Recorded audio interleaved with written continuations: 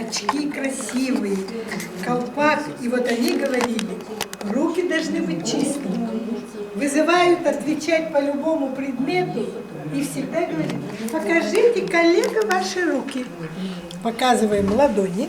А оказывается, не проверяли, они очень быстро сразу находили, кто болен. У кого красные вот эти подушечки, края, это острое заболевание печени. Малиновый. Напротив большого пальца. Напротив большого.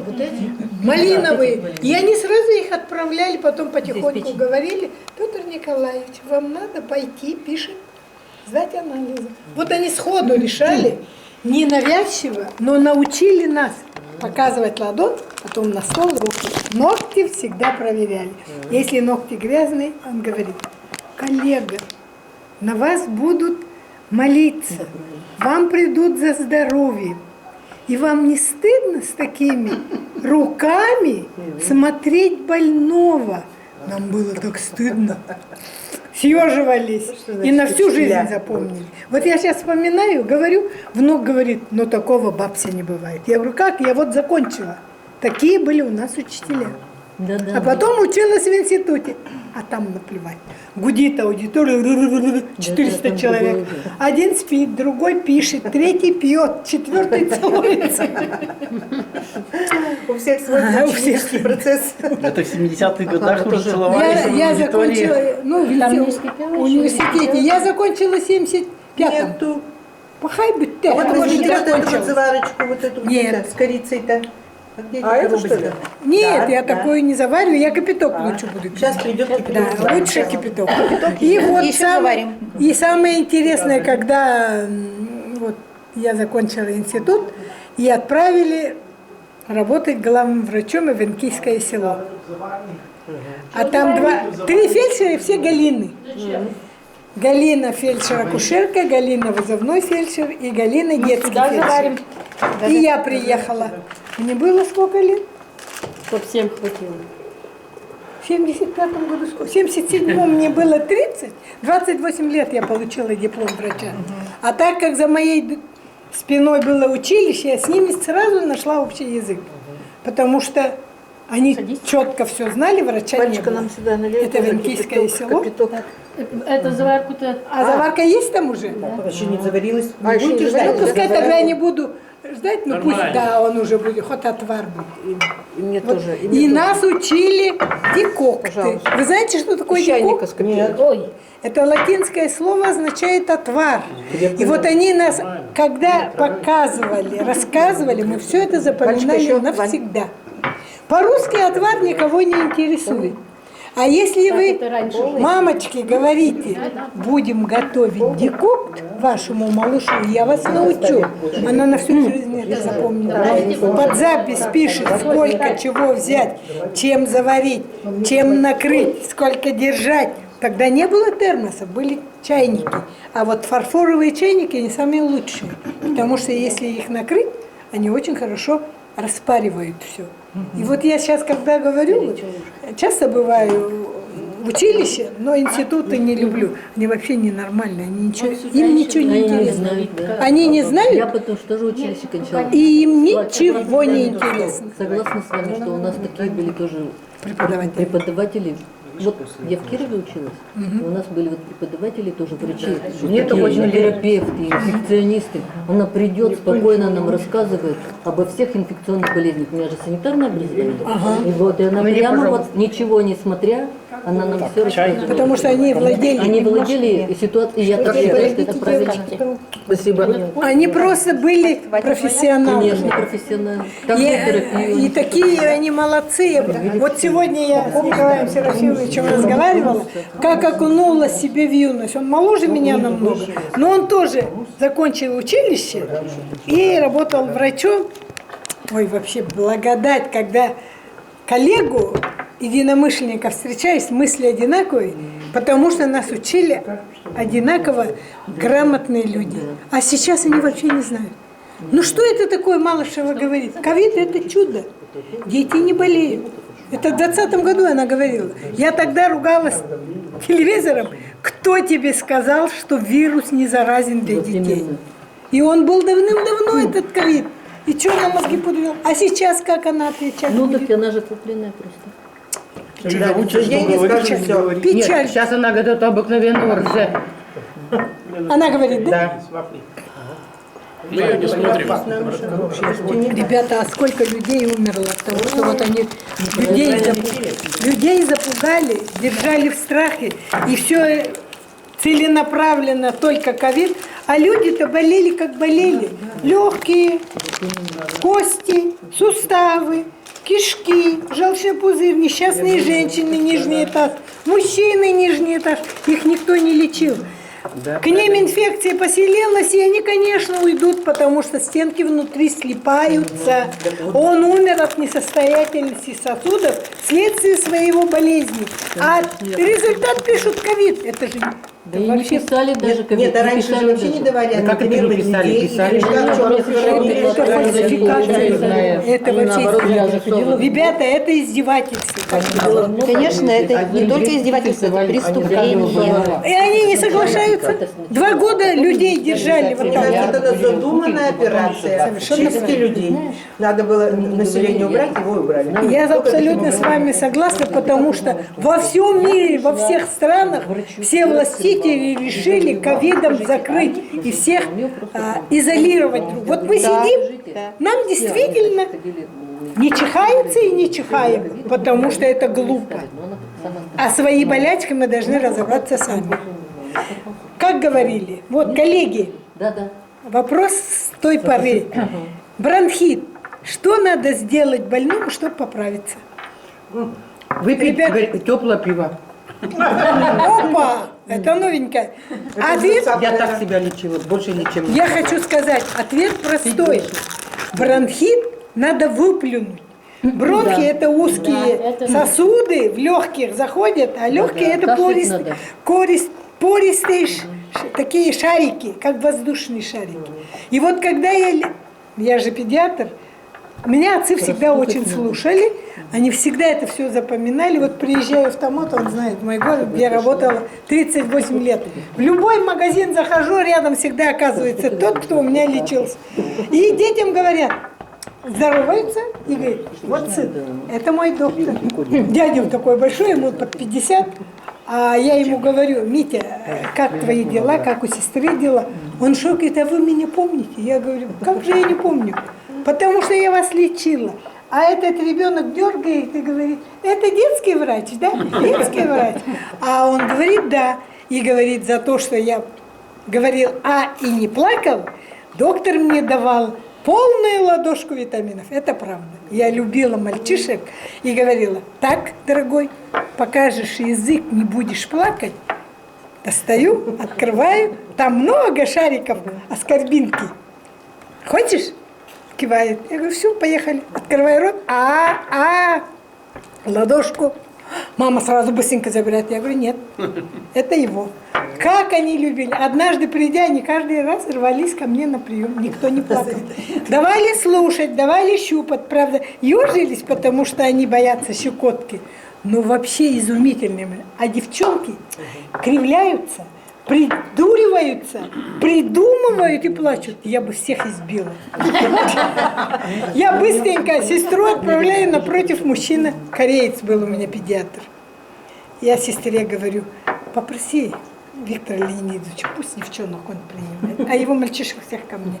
Она выходит и говорит, мамы, с мальчиками к Любовь Иннокентьевне. А другие-то мамы тоже, нет, мы тоже хотим к Любовь Иннокентьевне. А я не знаю, что она говорила, но девчонок я им а он такой серьезный, в очках, и девочки перед ним глазки делают, а он им подмигивает, в общем, у них любовь. А у меня дружба. Не, я мальчишек своих никому не давала. Честное слово. Вот до сих пор в больнице все вспоминают, говорят, когда ведет Любовь Иннокентьевна, вообще никто не плачет. Никто. И никогда.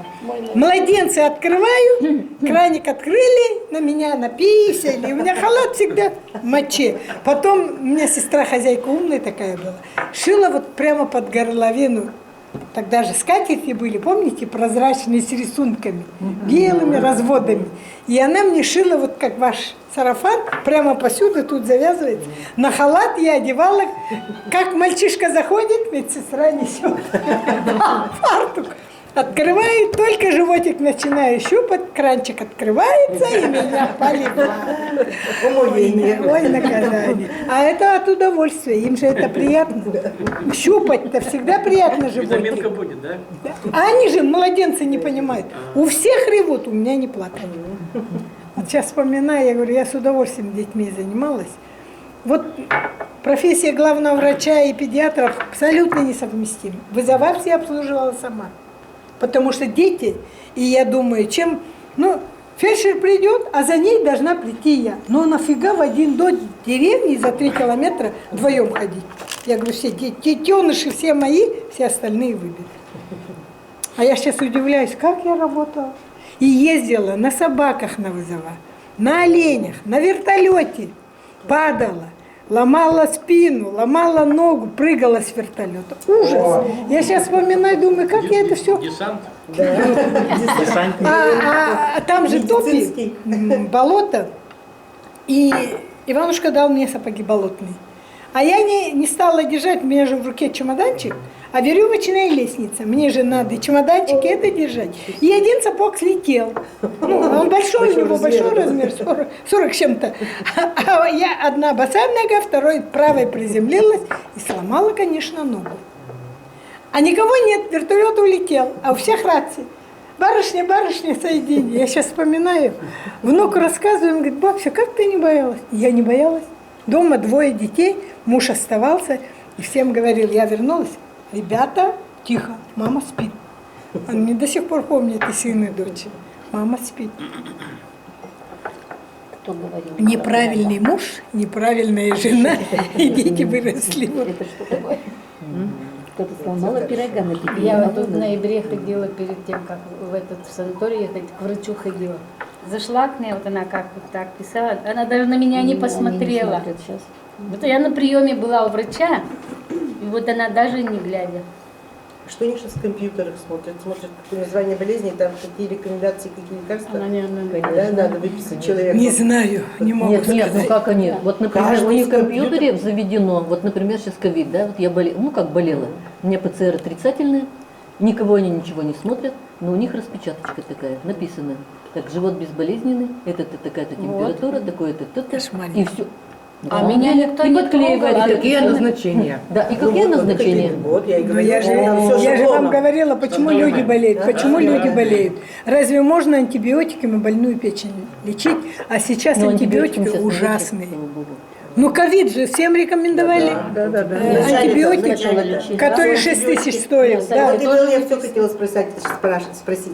Он помогает от прибора или наоборот? Кто? ИВЛ, прибор-то вот все раньше же как Сжигает. или сжигает, говорят, легкие, да? Непонятно. Искусственная вентиляция Да, да, легких. да. Ребята, я вот главным врачом проработала 55 лет. Работала в Минздраве. сжигает. И у нас был такой аппарат только в реанимационном отделении в республиканской больнице. Один в республике и в медицинском национальном центре. Все. Этот аппарат как пылесос. Его включают. Вот Василия Ланового убили именно врачи. У него была бронхиальная недостаточность, стало ему плохо. А они же не слушают, как мы с стетоскопами и фонендоскопами. Они же Вот сейчас. сатурацию смотрят, проценты смотрят. Отправили, включили ИВЛ, а он вставили как пылесос, включили, а он же дует. Пылесосом подуйте-ка, какой Он просто орган. Он просто разорвался. Первый год, в 2020 году, кому подключали аппарат, они все 100% погибли. Так вот я тоже думаю. Да? Как люди уходили в больницу, из больницы уже выносили мертвых. Да, да. Я абсолютно правду говорю и всем своим одноклассникам пытаюсь убедить. Даже если у вас обычное воспаление легких, пневмония, бронхиты слышат все. Но если вы научитесь двигать руками вверх, растягивая вот грудную клетку, поднимая легкие, Лановой это очень воспитанный, настоящий офицер. Сказали бы, Василий, тебе надо двигаться, он бы это делал, и он бы выжил. Мы же лечили людей, и никто не умирал. Даже крупозное воспаление, даже перитонит, эта жидкость выпотевала от того, что было воспаление. И таких людей мы вытаскивали, потому что они движения, которые мы учили. И мы массажировали. Можно скалкой по спине катать для тех, у кого бронхит. Очень быстро помогает, потому что вот самые большие мышцы спины, и они от скалки очень равномерно, придавливая, очень равномерно идет волна кровообращения. А вот движение это снизу вверх? снизу вверх. И это же все учили бабушки. Бабушка много знает. Они всю жизнь. Вообще весь организм знали, а у нас ведь отдельно все до носа, Ой, нос вот, лечит глаза, ой, до глаза, ужас. уши, до уши. Ребята, мне от этого прямо дурно. По Столько поводу прививок что вы скажете? каких? Ну, от сейчас ковида. Отрицательно. Сразу скажу. Абсолютно правильно, Мы вчера Леночка. Ребята, разговаривали. Я это не была бессмысленно. просто. Ребята, прививаться, конечно, можно прививаться, если у вас другого пути нет, если почему работа нет? требует. Конечно, требует. Но я говорю, вот у меня дочь подполковник, и ее министр просто все старший состав вызвал, сказал, обязаны. Но они люди, работающие по приказу. Я говорю, я это умом понимаю, но, доча, ты должна привиться, но должна понимать, нет такой прививки. Если у нас делали раньше противооспинную прививку каждого ребенка в роддоме, у вас у всех есть глянцевый рубец. Ни один человек оспой в Советском Союзе не болел. Это о чем говорит? Это прививка, которая оспенную заразу убивает навсегда. А разве сейчас можно? Я говорю, ковид давно, как птичий грипп, как свиной грипп. Как можно за 3 года приготовить и хвалиться, и людям пакости говорить, что мы все вирусы можем. А сейчас все привиты, все И болеют.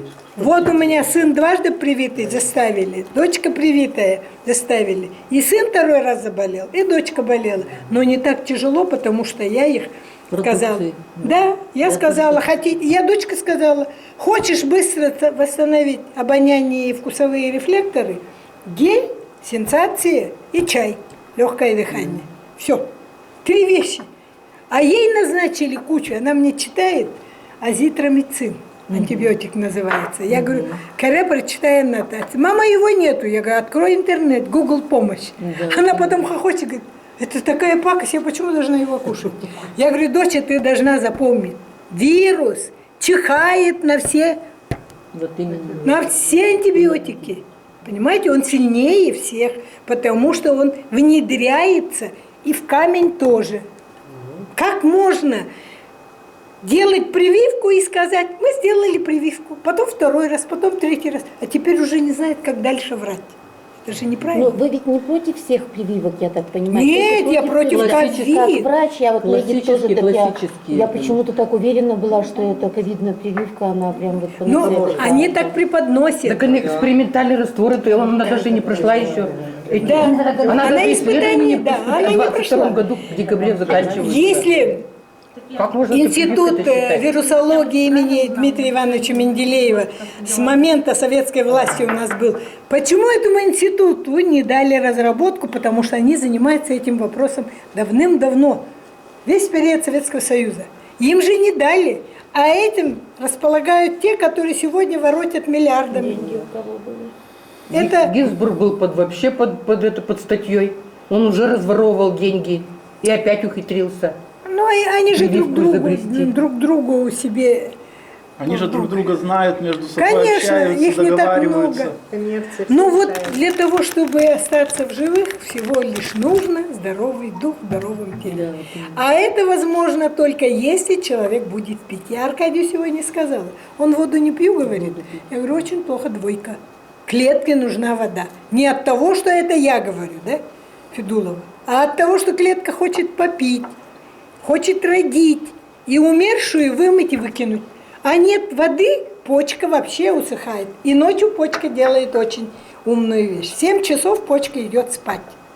С 5 до 7 время активности меридиана почки. После 7 вот мы сидим довольны, у нас есть время. 6:30 еще нет. Мы можем пить, вот я 2 стакана выпила. А после 7 пить воду нельзя, потому что почка воду не видит. И она быстренько ее прячет. Куда? Предплечье, животик, таз, бедра. Отеки называются. Это про запас. Это уже не вода, это будет грязная лимфа. Это как канализационная труба. Вот почему нельзя пить вечером после 7. В первой половине дня вы должны выпить 2/3 нормы, 30 миллилитров на килограмм веса. Леночка, сколько вес? 65. 65 на 3, 15, Да, я знаю, где-то 19. Да, 2,5 литра. Я А со пью скольки 5. можно пить, со скольки утра? С 9? С 9. 9. А если я в 6 стою, например? Отлично. Чем раньше, тем лучше, конечно. Можно, да? В первой половине до 4 часов 2/3 жидкости вы должны выпить. Только тогда сердце и легкое получат помощь, потому что время активности меридианов у них 9 часов, в 11 сердце, в 11 поджелудочная железа. А в 16 часов напрямую поджелудочная, 4 часа, да, и уже подбирается время почек. Успеть надо в это время. И вот если в 11 часов и в 4 часа дня принимать лекарства для того, чтобы хорошо работало сердце и почка, это самое хорошее время. А не так, как говорили, 3 раза в день нарсурфазол. Так, конечно, только тогда, когда лекарства теперь пить? Которые на ночь. На ночь, Например, которые- Какое на что? Какие лекарства? Амлодипин, вот говорят, надо вечером пить. Ребята, амлодипин столько имеет осложнений. Я терапевт, поэтому говорю. А чё, Как допин давно тогда пьете? пить? Ой, давно уже. Вот видите? Леночка, приходи ко мне на диагностику, я скажу, почему, зачем и когда и что. Потому что аппарат показывает, что было, с чем вы родились, что сейчас и что будет. Это займет небольшое время, но я вам распечатаю и ответ дам потом. Ребята, у нас сейчас такая возможность. Это такой хороший аппарат. Он создан для того, чтобы наших воинов точечно диагностировать и помочь, чтобы они выжили. Также, там же нет ни больниц, ничего. Вот с этой целью созданный аппарат, мы его купили вот просто по случаю, потому что у нас такой доктор работает, наш партнер. Евгеньевна, а время-то есть еще на запись? Нету. Это Запись Тамара. на запись, Вот она. Тамара. Вот хотела сказать, где Тамара Ивановна? Нету. Все. Тамара, есть еще время на прием? Чего есть? На прием. На консультацию. Я Одно отрешенность. место. Одно. А? Одно. Одно место есть, да? Завтра. И то уже Завтра это то в оно 7 часов выше, вечера. выше это, Нормы. как сказать, уже Нормы. там должно было Нормы. 7, что ли, человек, нормы, да? Вот 8. Я Еще соглашается. просто меньше часа не могу человека отпустить. Человек должен понять, о чем я говорю. Я делаю диагностику, расписываю на 3, 6, 9, 12 месяцев. Достоверно будет результат. Только для этого необходимо меня слушаться. И все. Просто. Легко и просто. Но за 7 лет у нас шикарные результаты. Да? А для Ребята, разжижения спасибо. крови что еще можно пить только кроме воды или только лишь воду? Нет, вода не разжижает кровь Нет, да? совсем. Кровь образовывается где? Кто знает? В костном мозгу. А густота крови зависит от чего? Гемоглобин. Правильно, гемоглобин. Гем – это железо, поэтому ржавчина, поэтому кровь имеет красный цвет. У растений такой же фермент, который дышит, дыхательный фермент, называется, кто знает? Хлороформ. Совершенно верно, хлорофилл. Конечно, хлорофилл зеленого цвета. Умницы. И вот как у нас живая кровь – это кровь, эритроциты, в растении хлорофилл. А морские водоросли, вот, которыми мы занимаемся, бурые водоросли, они растут на дне Белого моря и полностью обеспечивают, перекрывают весь суточный необходимый рацион. Понимаете? Это если никто что-то сказал, это сразу после Чернобыльской аварии, от того, что была задача партии и правительства перед здравоохранением, найти возможность оставшихся живых людей после Чернобыльской аварии вернуть в жизнь. Понимаете, у них такая задача стояла. Придумали таблетки, придумывали постилки, всякие вещи придумывали, но ничего лучше геля, это как кисель, ничего не придумали. А это просто вот Виталий Наумович Корзун, он ученый, кстати, ваш коллега, гигиенист, санитарный врач, он в Киеве, профессор. Он, будучи студентом перед защитой, за того парня тоже решил съесть стронций. Это самые тяжелые металлы, стронций, цезий. Он двойную дозу съел, и вот доказывая, что если кушать бурые водоросли, она вот именно абсорбирует, прилепляет, сам схватывает и выводит. И вот он доказал.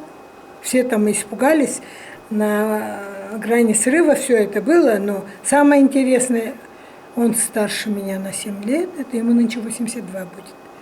Умничка такой.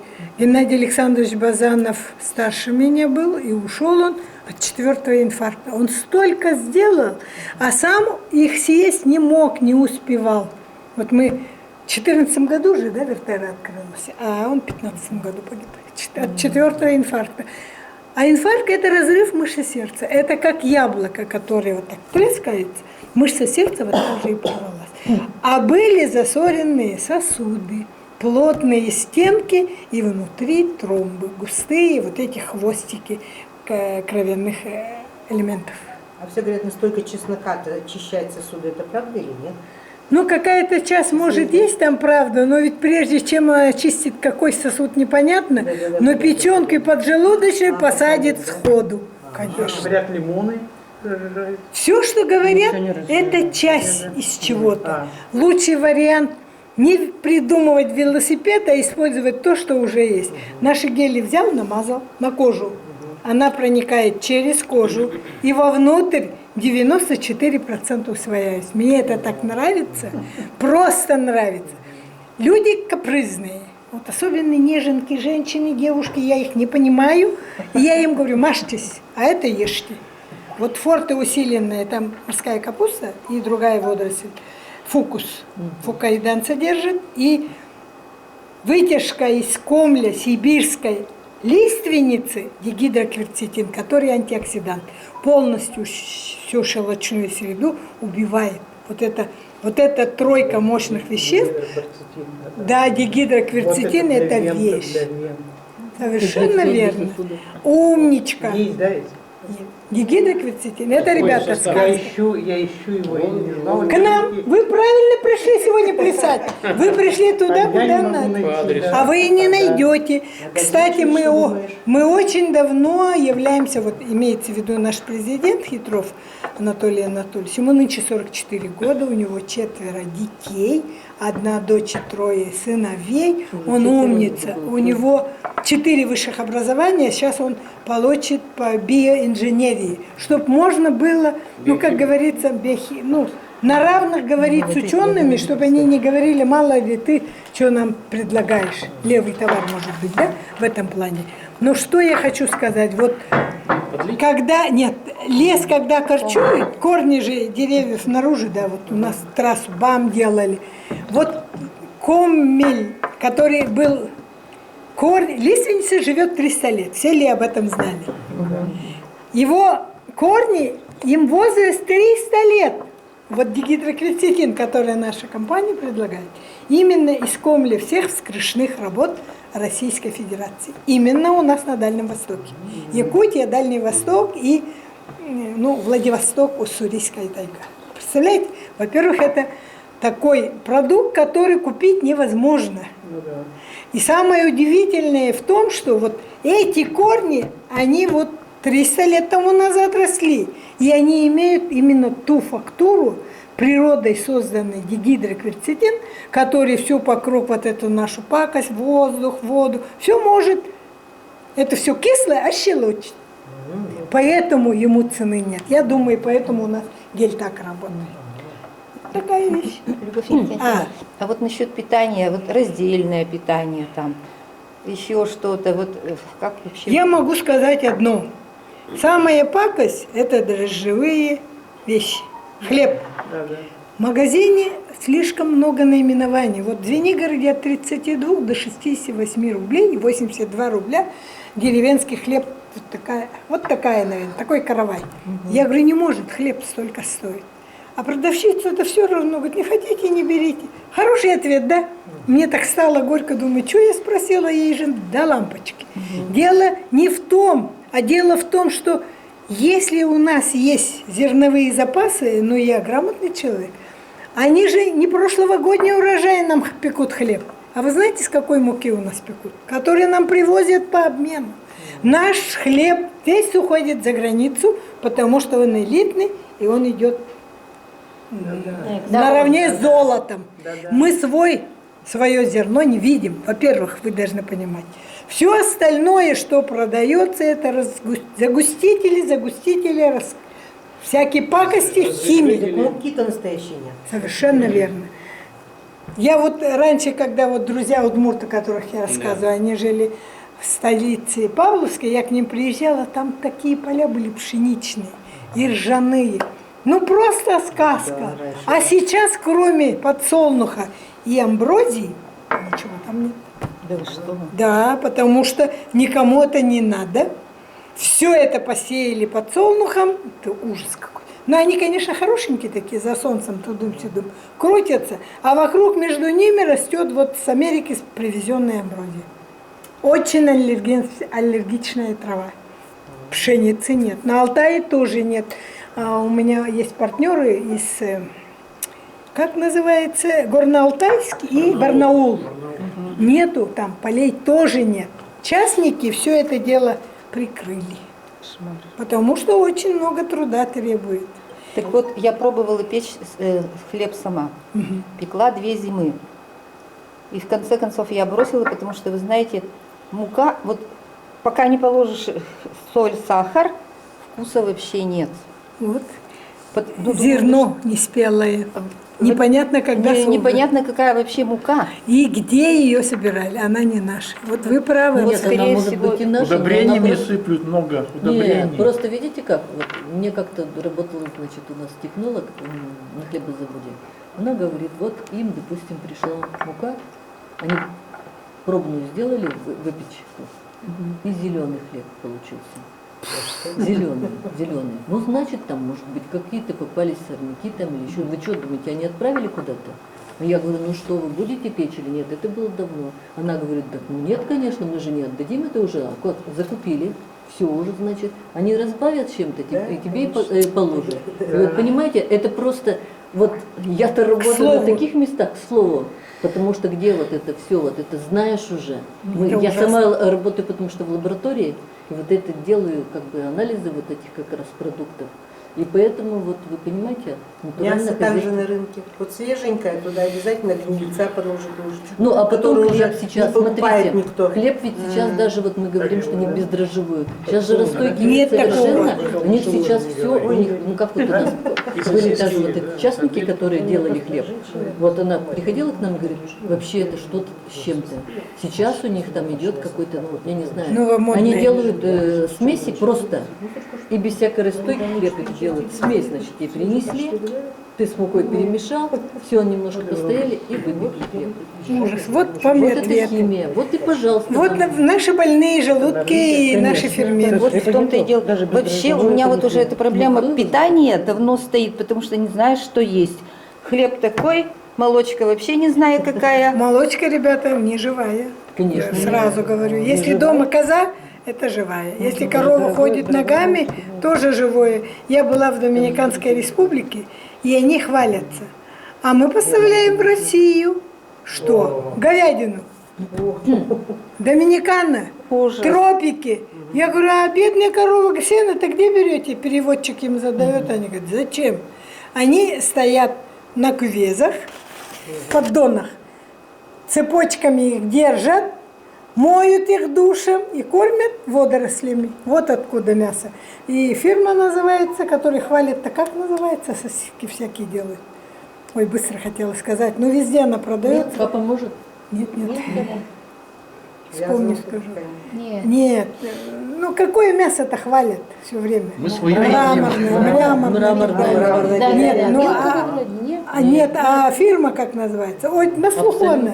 Да, Ну, в общем, эта фирма, Мираторг. умничка. Вот, Вот Мираторг, это да, все, да. ребята, морские это водоросли. натуральное. Поэтому глаз видит мясо, фактура мясная, внутри ничего мясного нет. Вот вам ответ. И я поэтому Мираторг. Он у нас везде есть. это все. Щелявы везде, да. Нет, фарш неплохой. Ну, я же говорю, там, Из того, что есть, там очень хорошо добавляют. Но я хочу сказать, что и птица больная, и все на свете больно. От этого становится только страшно. Вы правы абсолютно. И мне вот, я-то вот не имею желудка и пузыря, мне всегда очень сложно. Вот друзья мои знают. Я хлеб не ем. Лаваш. Я перешла много лет, уже года 3, на армянский лаваш. Ой, как вкусно. Хороший. Ну, я точно знаю, что в рецептуре лаваша дрожжей нет. Это точно. Да, В этом плане это вот на самом деле хорошо. Вот якобы я вот решила, да, лаваши кушаю. Спасибо, Томочка, она вчера мне... Я люблю лаваш заворачивать сыр. Она мне принесла сырный лаваш. Армяне платят за рекламу лаваша? Нет, конечно. А я знаю, что это полезно и вкусно. По крайней мере, у меня нет ни отрыжки, ни изжоги. Но раз у меня нет желудка и пузыря, я на все это очень быстро режу. Вот такие конфеты я вообще никогда не ем, потому что это чистой воды химия. Что здесь химия? Да? Шоколад давно не ем, но я очень люблю разные сорта изюма. Изюм, орехи, фисташки и миндаль, кишью и мои любимые финики. 3 финика, ребята, очищает сосуды мозга. 3 финика в день.